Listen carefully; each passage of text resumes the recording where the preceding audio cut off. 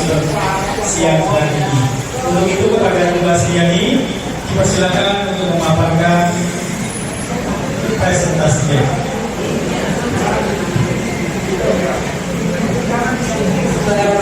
Assalamualaikum warahmatullahi wabarakatuh. Mohon izin dan terima kasih atas kesempatan yang diberikan Bapak Ibu semuanya. Udah pantas banget.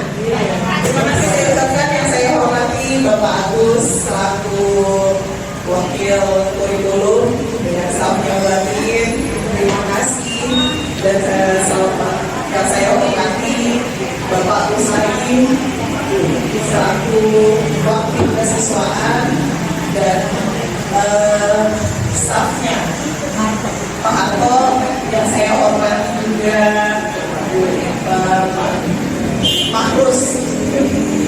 Ya, mohon izin Bapak Ibu semua dan mohon maaf Singapura, bukan berarti saya lebih atau masih saya Bapak Ibu semuanya di sini dahulu dikenal dan pernah menerapkan ini. Jadi ini salah satu belakangnya tugas guru penggerak dan saya ditugaskan untuk menjelaskan ke teman-teman semuanya apa yang sudah saya dapat. Tema yang saya ambil ini tentang budaya positif. Sebelum kita masuk, Bapak Ibu mungkin bisa menyimak videonya ya. Itu adalah dengan cara menurunkan badannya. Iya. Itu sebagai ungkapan terima kasih mereka. Kalau di mereka ada narasi-narasi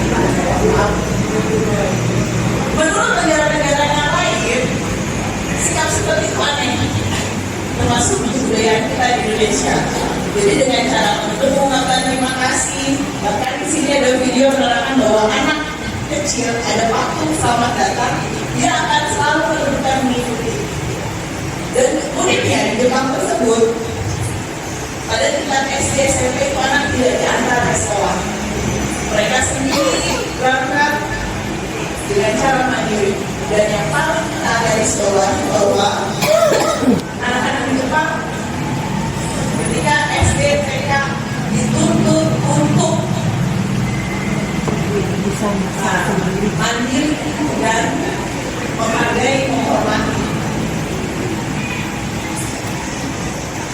Jadi kita lihat dari video sini anak ini ke sekolah dengan sendiri, kemudian dia menaiki kendaraan, tidak boleh diantar orang tuanya, ya.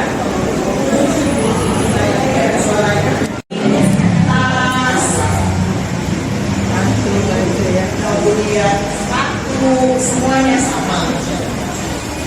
Mereka masuk jam 8 dan pulang jam 3 sore.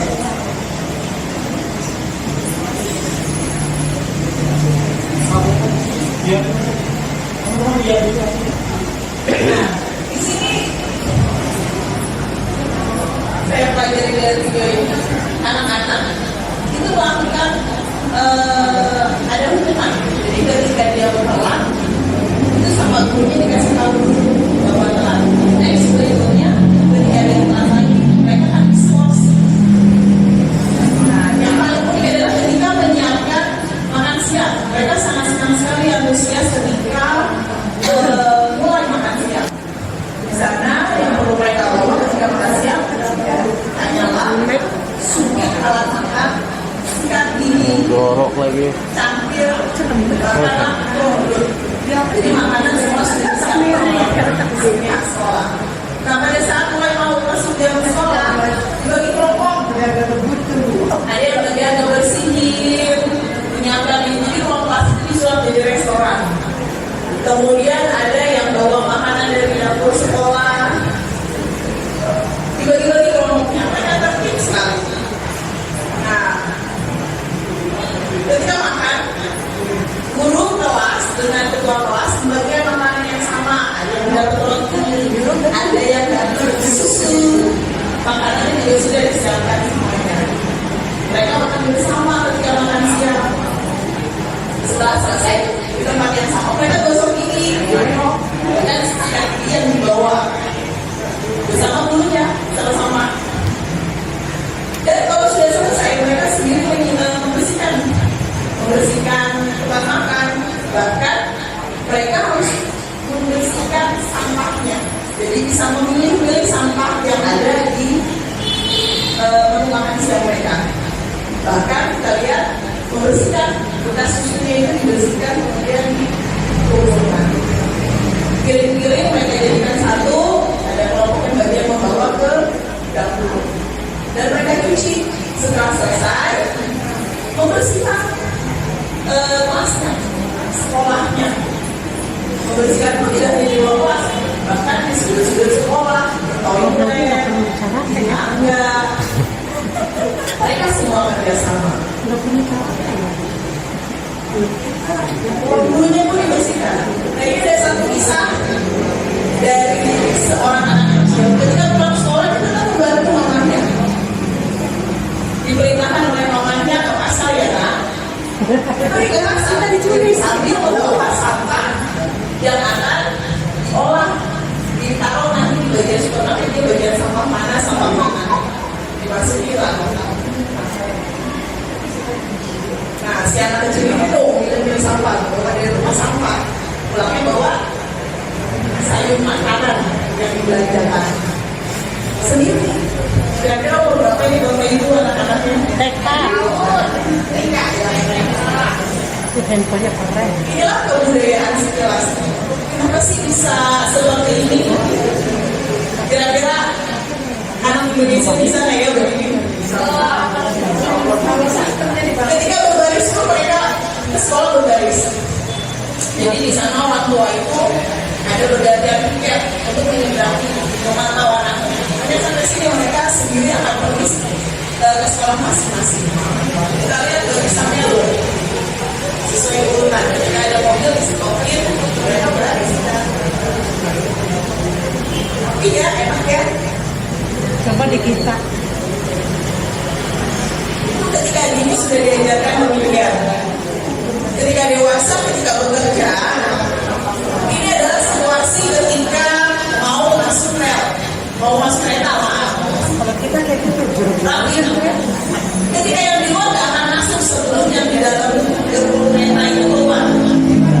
kalau kita mah Beda nggak sama Indonesia? beda. Ini kalau pulang dulu. Keluar dulu baru masuk perlahan-lahan salah satu. Bahkan untuk menaiki eskalator, walaupun baru disiapkan full sesak, tetap berbaris. Tidak ada yang saling menyerobot satu dengan yang lain. Inilah kebudayaan situasi di Jepang. Kira-kira bisa nggak ya kita seperti ini?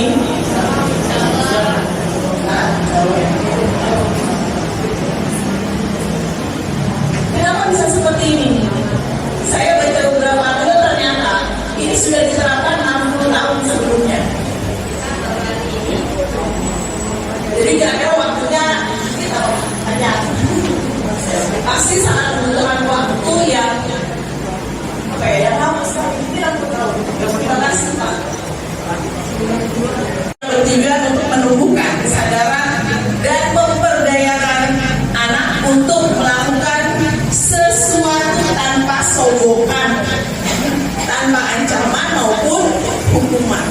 Jadi kita ini tugas kita Bapak Ibu guru semuanya, menumbuhkan motivasi intrinsik pada anak. Oh, buang sampah itu bukan karena takut ditegur guru, tapi dalam diri memang itu adalah suatu keharusan. Sebelum kita masuk kebutuhan siswa itu ada 5. Kebutuhan yang pertama adalah bertahan hidup. Jadi kita sebagai guru harus paham dulu dan peka, ini anak butuhnya apa ya, aku melakukan hal seperti ini. Kenapa anak melakukan ini ya? Mungkin kurang kebutuhan ini. Makanya ada 5 kebutuhan pada anak. Yang pertama bertahan hidup, pastinya makan minum. Jadi kalau anak misalkan lemes, kayaknya belum makan deh. Bisa nggak begitu Bapak Ibu? Belum sarapan deh ini. Nah, itu kita harus tahu.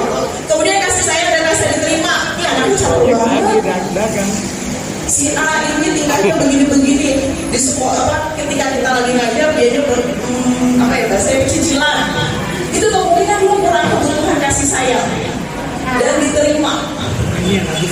Kemudian penguasaan. Ada anak yang punya kriteria, ini saya pengen menguasai dulu kelas ini. Apa cara-caranya berbeda. Atau kebebasan.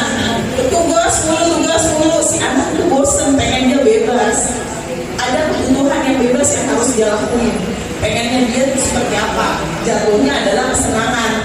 Misalkan si anak ini pengennya apa, dan kita harus paham sebagai seorang pendidik apa kebutuhan dasar dari siswa-siswa kita, sehingga ini akan menimbulkan motivasi bagi anak. Jadi motivasinya adalah dorongan yang timbul pada diri anak, sadar tidak sadar untuk melakukan suatu tindakan. Ada 3 kenapa untuk motivasi. Yang satu, gak nyaman karena ada hukuman. Jadi di sini murid melakukan disiplin diri karena dia takut dihukum oleh guru, sehingga ini kategorinya adalah motivasi eksternal karena orang lain. Yang kedua, mendapatkan imbalan. Nah, ini juga perlu kita sadari bahwa murid melakukan disiplin itu karena adanya imbalan. Jadi itu juga merupakan motivasi ekstrinsik.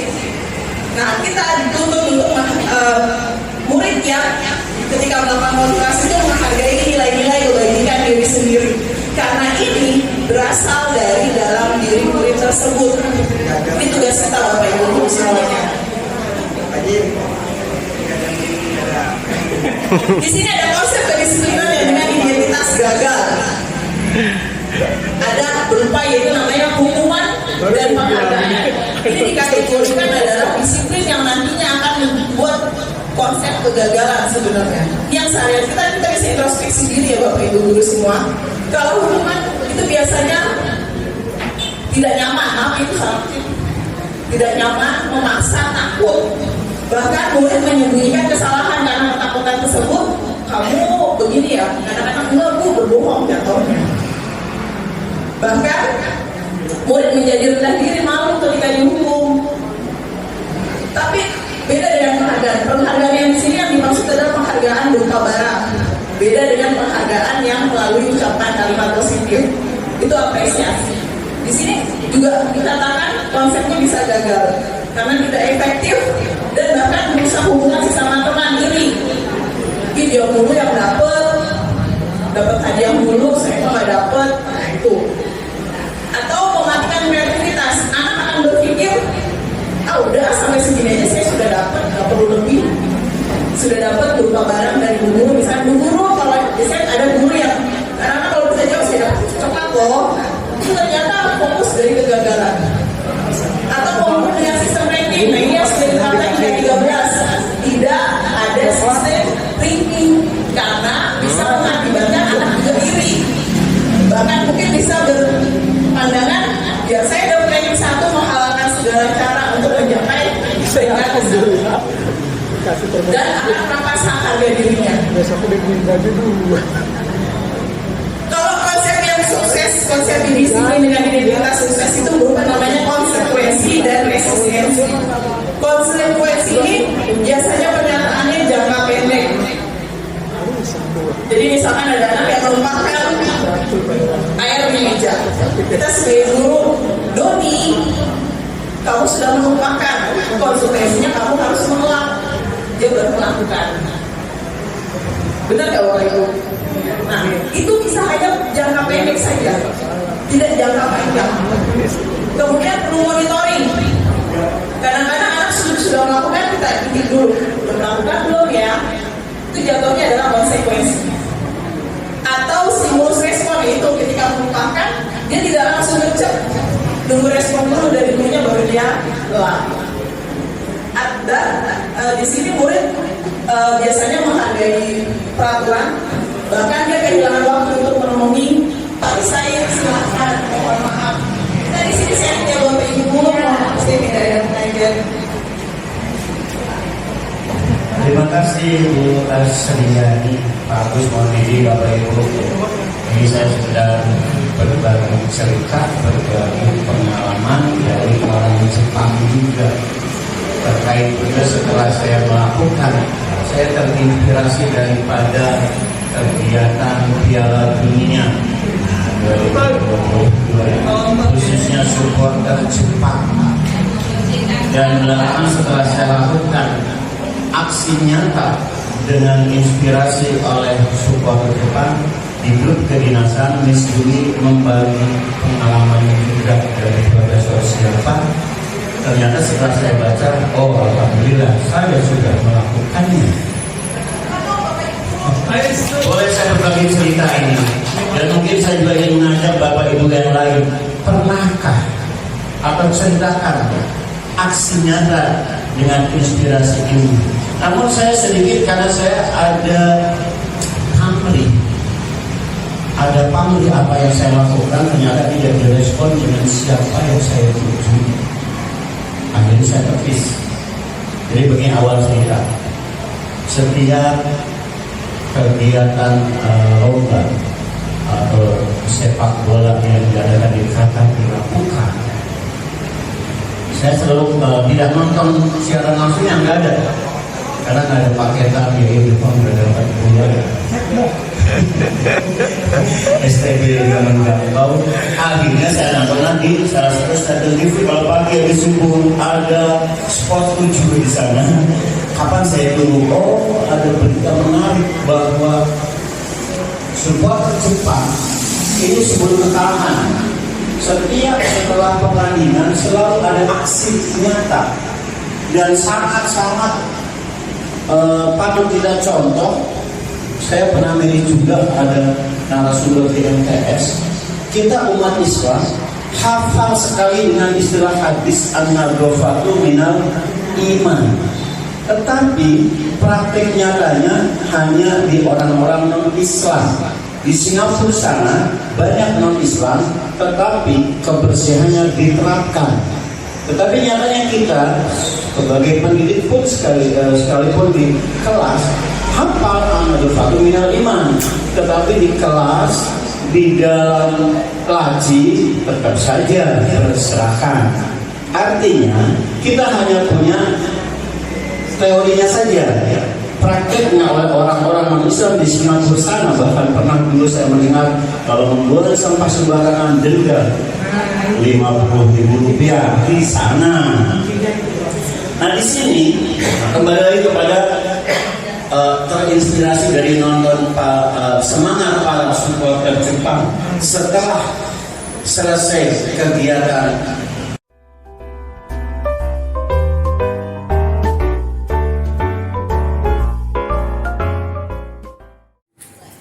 Bismillahirrahmanirrahim. Assalamualaikum warahmatullahi wabarakatuh.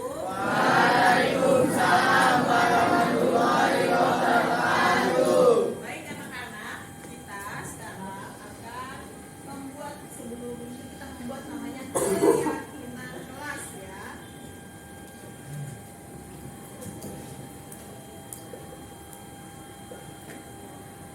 Keyakinan kelas. Di sini Ibu akan meminta kalian untuk menuliskan apa saja yang terbaik, kesepakatan kita yang terbaik untuk kelas kita. Paham? Paham. Sekarang bagikan ini satu persatu, kemudian nanti kalian tempel ke keyakinan kelas.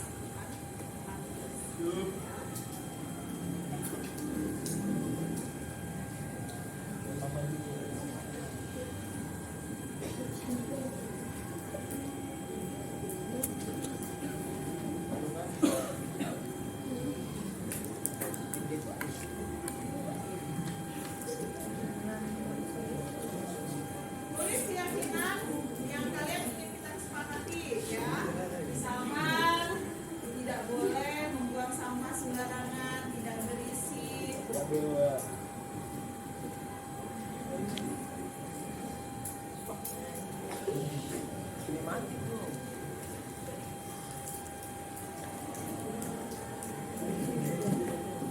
Kalau sudah, silakan kalian maju dan menempelkannya ke papan Layar.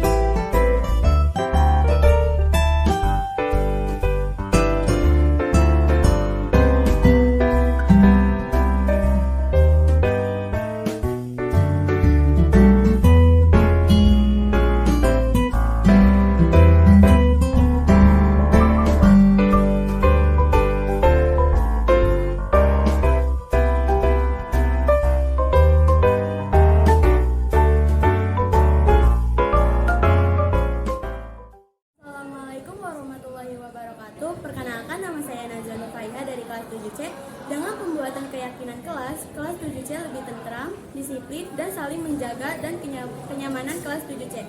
Berkat Bu Asri semua menjadi lebih baik. Terima kasih Bu Asri. Wassalamualaikum warahmatullahi wabarakatuh.